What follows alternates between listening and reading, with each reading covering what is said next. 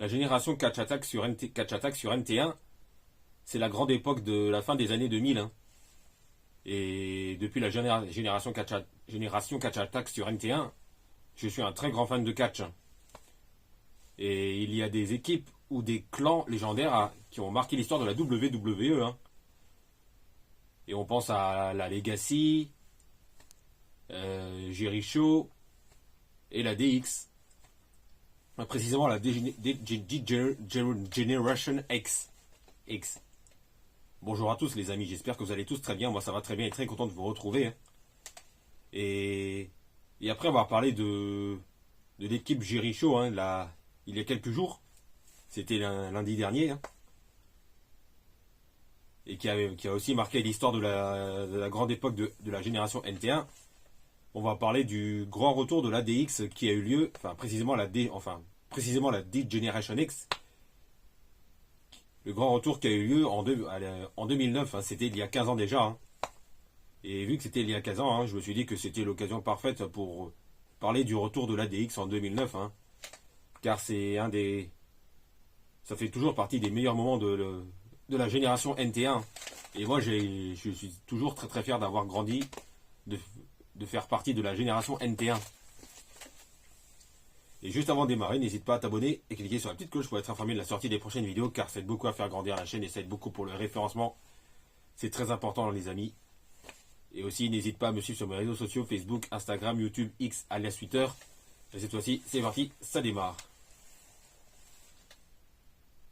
Tandis que on revient un tout petit peu en arrière, hein, d'abord, pour commencer. Shawn Michaels, après de longs mois de repos après son match exceptionnel hein, face à l'Undertaker lors de WrestleMania 25, hein, et qui pour moi aurait dû être le main event, hein, tandis que Triple H est resté en rivalité avec Randy Orton et toute la Legacy, hein, et quelques mois plus tard, hein, Triple H sera encore plus ou moins en rivalité avec la Legacy, hein. Juste avec Cody Rhodes et Ted DiBiase Jr. Hein. Puisqu'à l'été 2009, hein, on a le grand retour de la D-Generation X, hein, la DX, hein, qui est un des clans légendaires à la WWE, hein, qui a marqué l'histoire dans les années 90 hein, et au milieu des années 2000, hein, et qui était composé déjà de Shawn Michaels, le Heartbreaker et Triple H, le King of Kings, hein, et aussi de X-Pac, et aussi, comment il s'appelle déjà, hein, de Road Dogg, Jesse James et Billy Gunn. Hein. Il me semble, si j'ai bonne mémoire. Hein. Mais on va pas revenir hein, sur l'histoire de la DX en entier, hein, puisque la vidéo serait beaucoup trop longue. Hein. Puis moi qui regardais pas encore le catch dans les années 90, c'est difficile, ça va être compliqué d'en parler, je pense. Hein. Et à l'été 2009, hein, on a le retour de la DX. Hein. Shawn Michaels et Triple H se sont ovationnés par la foule. Hein. Et le retour de la DX mène directement à une rivalité face à la Legacy. Hein, juste Cody Rhodes et Ted DiBiase. Hein. Et cette rivalité, hein, je regarde vraiment de très bons souvenirs. Hein. Et il y a eu ce match à Breaking Point hein, qui a été vraiment pas mal. Hein. Et c'est ce match qui sera remporté par la Legacy hein, qui remportera la première manche. Hein. C'est la Legacy qui remportera la première manche. Hein, et la deuxième manche aura lieu. Je ne sais plus si c'est la première ou la deuxième manche. Hein. Puis je ne sais plus s'il y a eu un match entre DX et Legacy à SummerSlam. Hein. Je ne sais plus du tout. Hein. J'ai un petit doute là-dessus. Hein. Mais il y a cette rivalité mémorable avec entre la DX et la Legacy. Hein. Avec une première manche qui sera remportée par la Legacy, hein, puis la seconde, puis la revanche qui sera remportée par la DX. Hein, mais il me semble que c'est à qu'il y a eu ce match à Breaking Point et Hell in a Cell, il me semble, hein, si j'ai bonne mémoire. Hein. J'ai un petit doute, hein, mais n'hésitez pas à rectifier dans les commentaires si c'est ça, hein, car j'ai peur de dire une bêtise. Mais cette rivalité, j'en garde un souvenir vraiment très très bon entre la DX et la Legacy. Hein. Où on a les vétérans, le Heartbreaker et le King of Kings hein, qui mettent en avant les jeunes hein, de l'époque, à savoir Cody Rhodes et Ted DiBiase. Hein, les deux membres de la légendaire Legacy. Hein. Et après après cette rivalité mémorable avec la Legacy, la DX va rentrer en rivalité avec la team Jericho, hein. Et tout va démarrer lors de la première édition de Bragging Rights en 2009, hein, lorsque Chris Jericho rejoindra la team SmackDown, et tandis que le Big Show sera dans la team Raw, hein. Et c'est justement Shawn Michaels et Triple H qui ont eu cette idée, hein. Mais comme vous le savez sans doute, hein, et ça j'en avais parlé dans la vidéo consacrée à Jericho, hein, il y a quelques jours, Jericho, le Big Show, hein, va trahir son équipe, hein, en aidant son coéquipier Chris Jericho et la team SmackDown a remporté le main event de Bragging Rights, hein, qui était à l'époque consacré au format Raw contre SmackDown, hein. Et par la suite, hein, on aura le retour du format Raw contre SmackDown lors des prochaines éditions suivantes des Survivor Series. Mais bon, ça c'est tout autre chose, hein, mais on va pas en parler, hein, vu que c'est autre chose, hein. Et la DX et Jericho vont continuer leur rivalité et ce qui va nous mener à un match entre l'ADX et Jericho, hein, pour les titres par équipe unifiés lors de la première édition de TLC, hein, dans un TLC match, hein. Et là aussi j'en avais parlé il y a quelques jours lors de la vidéo consacrée à Jericho, hein.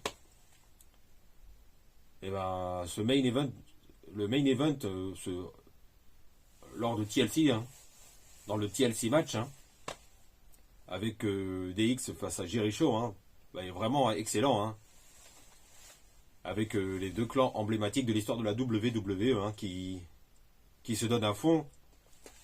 Et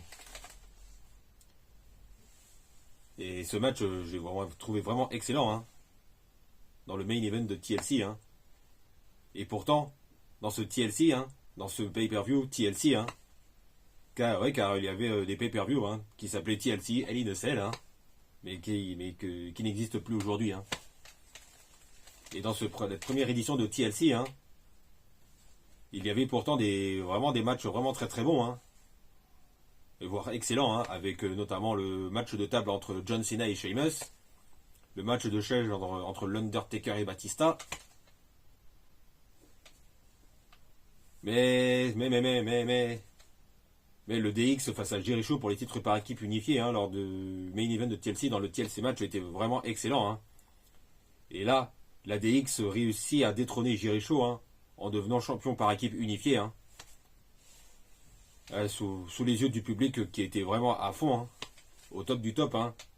Et là, la DX est applaudie, hein, et ovationnée, hein, par le public qui était à fond, hein. Et comme disent Shawn Michaels et Triple H, are you ready, hein? Et même si la DX aura un règne de champion par équipe unifié, certes finalement court, mais vraiment, je dirais, très bon, hein. Et la DX va nous sortir des segments vraiment mémorables, hein, après, par la suite, hein, à la fin de l'année 2009 et au début de l'année 2010, hein. Il y aura des segments de la DX qui seront mémorables, hein, avec notamment, hein, Hans Wogel qui rejoint la DX, hein. Et je me rappelle d'un match entre la DX et face à Chris Jericho et Mike Tyson, hein. Oui, on parle bien de la légende de la boxe Mike Tyson, hein, puisque à l'époque, hein, il y avait aussi la période des général managers d'un soir, hein, qui étaient souvent des célébrités, hein. Et il y a eu Mike Tyson, hein, qui était à ce moment-là, lors de ce Raw, hein, enfin, je ne sais plus quelle date précisément, hein, Mike Tyson qui était le général manager d'un soir, juste pour une soirée, hein. Et Mike Tyson a fait le main event en équipe avec Chris Jericho, hein, face à la DX, hein. Et en toute fin de match, hein, on a Mike Tyson qui se met derrière Chris Jericho, hein, qui enlève son t-shirt de combat. Et on voit que Mike Tyson portait sous son t-shirt, hein, le t-shirt de la DX, hein. Et on voit que on voyait clairement que Mike Tyson était avec la DX, hein. Et ça rappelle un segment mémorable à la fin des années 90, mais bon, ça c'est une autre histoire, hein. Et au final, Mike Tyson met une droite à Chris Jericho qui permet à la DX de remporter le main event de Raw, hein. Mais je ne sais plus quelle date, hein, Et ça c'est un segment que j'avais complètement oublié et qui était vraiment très très cool à voir, hein. Et après, hein, quelques semaines après, hein, la DX perdra finalement les titres par équipe face à Showbiz, hein. Oui, qu'il y a eu bien une équipe avec le Big Show et le Miz, hein, qui seront l'équipe qui détrôneront, qui prendront les titres à la DX, hein. Et, et après c'est la défaite face à Showbiz. Shawn Michaels et Triple H vont poursuivre leur route, hein, tout en restant unifiés, hein. Et Shawn Michaels aura à ce moment-là pour objectif de remporter le Royal Rumble, hein, afin d'avoir sa revanche face à l'Undertaker, hein, à WrestleMania 36, hein, pour le titre de champion du monde poids lourd. Même si et on sait très bien, hein, que ça n'arrivera pas vraiment, hein, puisque Shawn Michaels sera éliminé du Royal Rumble, hein, et qui sera finalement remporté par Edge, hein, qui réussira un retour gagnant. Et tandis que Triple H poursuivra sa route, hein, en entrant en rivalité avec Sheamus, hein. Et après on connaît la suite, hein. Shawn Michaels coûte le titre à l'Undertaker, hein, précisément le titre de champion du monde poids lourd, hein, lors de Elimination Chamber, où Shawn Michaels entre dans la cage, hein, et porte son Sweet Chin Music à l'Undertaker, hein. Et après on connaît la suite, hein. Triple H remporte son match face à Sheamus à WrestleMania 36, hein, et dans le main event, on a la revanche vraiment excellente le match revanche vraiment excellent entre l'Undertaker et Shawn Michaels, hein, qui est un match qui avait une stipulation, hein, et on connaît tous la stipulation qui était la stipulation carrière streak contre carrière, hein, où la streak de l'Undertaker était en jeu, hein, et tandis que la carrière de Shawn Michaels, l'immense carrière, était en jeu aussi, hein. Et moi, comme tous les fans de la WWE à l'époque, hein, j'ai longtemps cru que Shawn Michaels allait le faire, hein, qu'il allait mettre fin à la streak de l'Undertaker, hein. Et au final, il est passé vraiment tout proche, hein, mais au final, c'est l'Undertaker qui remporte ce match, hein, et qui conserve sa streak, hein, tandis que Shawn Michaels arrête sa carrière qui aura été exceptionnelle, immense, hein. Après, on connaît la suite, hein, la DX fera des réunifications, hein, lors des éditions spéciales de Raw, hein, comme par exemple lors de la millième épisode de Raw, hein, à l'été 2012, hein, et aussi lors des 25 ans de Raw, hein, c'était en 2018, hein. Et après, hein, il y a un match qu'on préfère. Puis les segments spéciaux avec le retour de l'ADX juste pour une soirée, hein, sont des segments vraiment mémorables, hein, et exceptionnels, hein. Même si parfois il y a des moments, et même si parfois il y a des matchs qu'on préfère oublier, hein, comme par exemple le match entre l'ADX et les Brothers of Destruction, hein, l'Undertaker et Kane précisément, hein, lors de la première édition de Crown Jewel en Arabie Saoudite. Et ce match était vraiment une catastrophe, hein. C'était à la fin de l'année 2018, hein. C'était en octobre ou novembre, il me semble, hein. Et c'était vraiment une catastrophe, hein, ce main event de Crown Jewel en Arabie Saoudite entre la DX et les Brothers of Destruction. Et ça fait mal de le dire, hein, et pourtant, hein, ça m'a fait mal, hein, car je suis toujours un très grand fan de la Deep Generation X, hein, et des Brothers of Destruction, hein, qui est une équipe qui a marqué l'histoire de la WWE aussi, hein. Bon, voilà les amis, je crois que c'est tout pour aujourd'hui, hein. Et j'avais envie de faire cette vidéo avec vous, hein, pour parler du retour de l'ADX, car ça a vraiment marqué la grande époque, hein, de la génération NT1. Et je suis toujours très fier d'avoir grandi avec la génération NT1, hein. Et le retour de l'ADX est un des meilleurs moments de l'histoire de la WWE, hein, et de la génération Catch Attack sur NT1. Et pour ce qui est des prochaines vidéos, hein, il y aura probablement la vidéo sur les pronostics de NXT Halloween Havoc, hein, qui arriveront en milieu de semaine prochaine, hein, probablement, hein. Et une autre vidéo, hein, quelques jours avant. Et j'ai une hésitation, hein, car il y a pas mal de vidéos, hein, de sujets que j'ai envie d'en parler, hein. Et je ne sais pas si si ça sera sur le foot ou le catch, hein. Je ne sais pas trop, hein. Mais n'oubliez pas les amis, on se retrouve très vite.